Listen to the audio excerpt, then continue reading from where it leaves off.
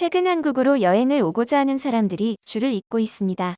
이들은 비자를 받기 위해 밤까지 새고 있다고 하는데요. 이에 대해 근 1년간의 통계 조사 결과 충격적인 결과가 나왔다고 하는데 한번 자세히 알아보겠습니다.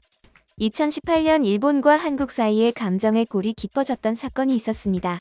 바로 오사카 이치바스시라는 식당에서 고추냉이 가득한 초밥을 팔았던 사건인데요. 사건을 제보한 B씨는 직원들한테 무슨 와사비를 숟가락으로 퍼주냐며 항의했지만 직원들은 원래 그런 거라며 듣지도 않았고 심지어는 직원들끼리 개밥으로 만들어주자라는 이야기까지 들었었다고 인터뷰했습니다. 해당 식당은 한국인은 매운 것을 좋아한다.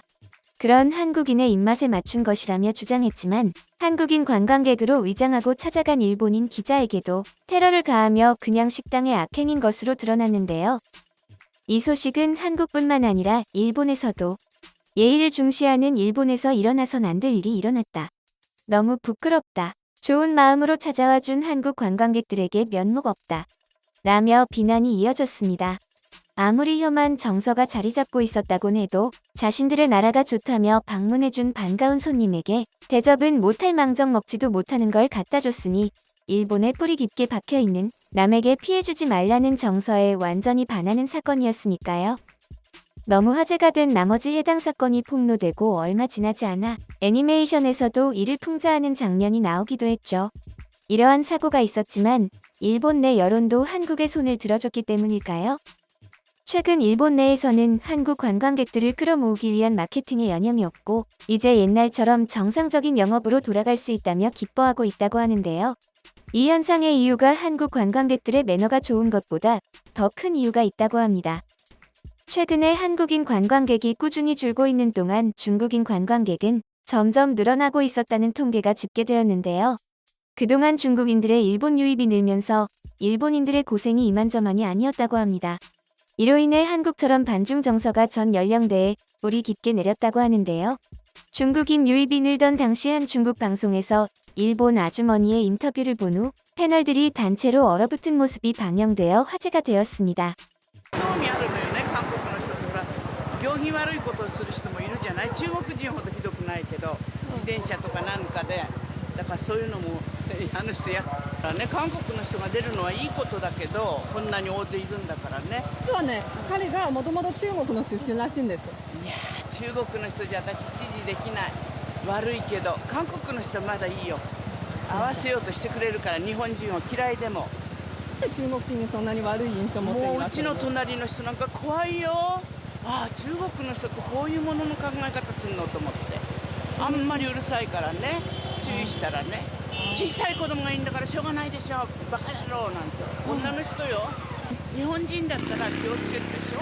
自分じゃ子供が小さいんだから当たり前だっつうのうるさいの。それは違うと思うのね。怖いわよ。何を喋ろうとしてもとにかく中国出身というちょっこととでは、だけどまあ一応わからないからね、仲良くはしたいんだけど怖いねと思って。刚才我们看到那个老太太那个视频里头，她就不喜欢中国人，她直言不讳，她就说不喜欢中国人。像这样的人在日本还有很多。那反过来在中国，像老太太这个岁数的，作为中国人的话，其实我们对日本是尽量的去了解的。但是大家也会很好奇，普通的日本民众他会怎么看中国？他那个老根深固定的一种老思想，对中国的一种以前的那种不友好的那种想法，老是有的。他老是提防。这个就是刚才片子里看到老人，对吧？老人跟现在的年轻人当然不一样。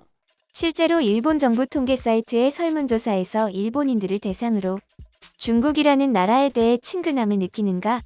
라는 질문에 무려 80.7%가 친근감을 느끼지 않는다고 답했으며 일본과 중국의 관계는 어떻다고 생각하는가? 에 대한 질문엔 91%의 응답자가 좋지 않다라고 답하고 있습니다. 이는 한국에 대한 부정적 여론이 가장 심했던 2019년 한국이 싫다고 답한 비율이 61%라는 것을 봤을 때 심각한 수치라고 전문가들은 말하고 있습니다. 해당 사실을 보도한 텅신왕은 이러한 반중 감정은 결국 일본을 미국의 편에 확실히 서게 만드는 결정적 역할을 하기에 주의 깊게 봐야 한다. 라고 서술했습니다. 젊은이들의 인터뷰에서도 이를 확인할 수 있었는데요.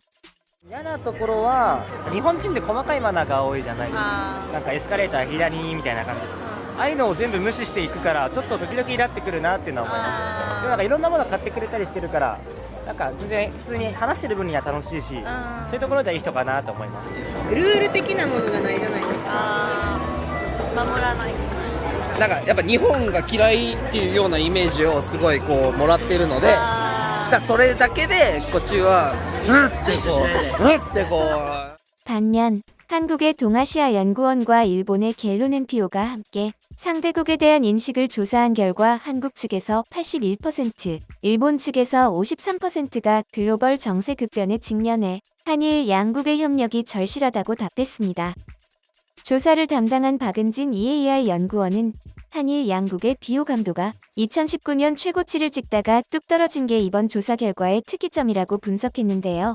그 배경에는 최근 중국의 군비 증강과 북한에 잇따른 미사일 도발 속 한국, 일본인들의 대중국 견제 심리가 반영된 것으로 보이며 그중 한국인의 53%가 쿼드에 참여해 중국을 견제해야 한다고 답하는 등 급박하게 움직이는 동아시아 정세 속 대중 견제론이 힘을 받고 있는 것으로 보인다고 설명했습니다.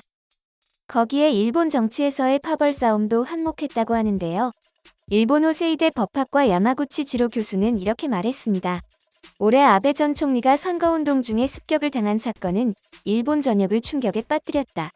그 후 한창 밀어붙이던 개헌은 추진력을 잃고 통일교와 보수 정치인들 사이에 강한 유착관계가 드러나며 국민들의 신뢰는 바닥으로 추락하게 되었다. 이제 일본 내에서 정치인들이 개헌을 말할 자격에 대한 질문을 끊임없이 받게 될 것이다. 현 총리에게 있어 과거 나쁜 고름을 짜내는 것이야말로 미래를 향한 정책을 펼칠 수 있는 전제 조건이다. 라며 오랜 기간 집권해온 자민당을 향한 믿음에 금이 갔다고 얘기했는데요. 지로 교수가 말하는 나쁜 고름 중 1순위로 짜내야 하는 것이 바로 한국과의 관계인 것입니다. 과거 이들이 민심을 모으는데 이용한 게 바로 한국이죠. 일본 내에 부정적인 여론이 나올 때마다 독도 영유권 주장, 우길기, 위안부 문제 등을 들이밀며 혐한 세력을 조성하며 이를 막아왔습니다. 그러나 일본 정치계에 금이 가기 시작하며 한국에 대한 오해가 벗겨지고 있는 것이 한국에 대한 일본의 인식이 바뀌고 있는 이유 중 하나라고 합니다. 일본 내에서도 한국 여행을 장려하고 있다고 하죠. 그러면서 한류도 다시 활기를 띠며 관광 비자를 받기 위해 매일같이 사람들이 밀려들고 있다고 하는데요. 한국의留学のために K-POP アイドルになりたくて、このチャンスを無駄にしてはならないなと思って本気でやらないとなっていう感じで思いました。でも明日の申請のためになぜ夜中から並んでいるのでしょうか。初日に1回並んだんですけど、その8時半くらい、朝の8時半くらいに来たんですけど、全然取れそうになかったんで、今後予約制になるかもしれないっていうのを聞いて、ちょっと今日は早めに行って確実に取ろうってなって来ました。 K-POP アイドルとかの動画とか見てモチベーション上げようかなって思ってます。 과거 일본에서 혐한 여론을 조성했던 당시 일본 정부는 한국인을 안 받고 중국인을 받겠다라고 선언하며 중국인 관광객 유치에 힘썼던 적이 있었죠. 이에 대거 유입된 중국인 관광객들이 지방 곳곳으로 뻗어나가 소비를 하는 한국인들과는 다르게 대도시의 유명 관광지만 다니며 지방 경제를 파산에 몰아넣은 것은 기본이고, 관광지 주변 식당에 대거 몰려들며 추태를 부리는 통해 업자들의 고생이 이만저만이 아니었는데요. 심지어는 오사카에 있는 한 번화가를 점령해 중국 국기를 들고 중국 국가를 부르며 행진하는 일이 벌어지기도 했습니다. 해당 시에 살고 있던 한 트위터 유저는 여기 있는 중공 지지자들 전부 중국에 돌아가 주세요. 다신 오지 마. 이 매운 현실을 받아들일 수가 없다. 이건 굴욕 이하라며 정부의 정책을 비판하기 바빴는데요.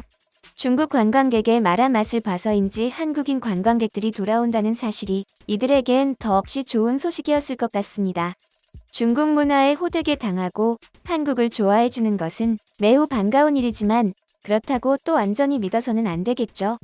올해 중국은 러시아와 함께 세계의 적으로 떠올렸는데요. 중국 고립시키기에 협조해달라며 한국에도 칙포 결성에 협조해달라고 해서 화제가 되기도 했죠. 한국의 입장에서 중국은 최대의 무역 대상국이었기 때문에 포기하기 어려웠지만 대의를 위해 힘들게 중국을 설득하며 칙포에 가입했습니다. 하지만 그런 미국마저도 북미에서 생산한 전기차만 판매 보조금을 지원하는 인플레 감축법에 서명하며 칼을 꽂았었으니까요. 산 넘어 산이라더니 중국의 고립이 가시화되자 이를 주도한 국가들 간의 눈치 싸움이 이어지고 있습니다. 이럴 때일수록 필요한 건 외교력이라고 생각됩니다. 현명한 외교로 한국의 위상이 더욱 높아지길 기원합니다.